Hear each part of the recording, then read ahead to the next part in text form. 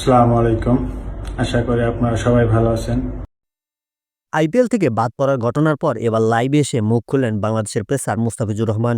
Live বক্তব্যে মুস্তাফিজ বলে দাবি করা হয় একজন পেশাদার ক্রিকেটার হিসাবে তিনি সবসময় খেলাকে খেলাই মনে করেন। তার বাসায় মাঠের পারফরমেন্সের বাইরে অন্য কোনো বিষয় যেন একজন ক্রিকেটারের ক্যারিয়ারের প্রভাব না ফেলে সেটাই তিনি চান। লাইভে তিনি আরও বলে দাবি করা হচ্ছে আইপিএল এর মতো একটি বড় টুর্নামেন্টে খেলা যে কোনো ক্রিকেটারের জন্য সম্মানের। তবে কোনো সিদ্ধান্ত যদি তার নিয়ন্ত্রণের বাইরে হয় তাহলে সেটি মেনে নিয়েই সামনে এগিয়ে যাওয়াই একজন খেলোয়াড়ের দায়িত্ব।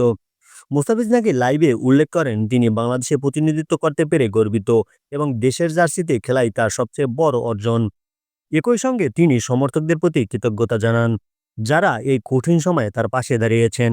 লাইভ বক্তব্যে তিনি কোনো ব্যক্তি বা বোর্ডের বিরুদ্ধে সরাসরি অভিযোগ করেন, বরং ধৈর্য ও পেশাদারিত্ব বজায় রাখার কথাই তুলে ধরেন তিনি। এদিকে এখন পর্যন্ত আইপিএল কর্তৃপক্ষ বা সংশ্লিষ্ট ফ্র্যাঞ্চাইজির পক্ষ থেকে মুস্তাফিজের বিষয়টি নিয়ে নতুন কোনো আনুষ্ঠানিক ঘোষণা আসেনি।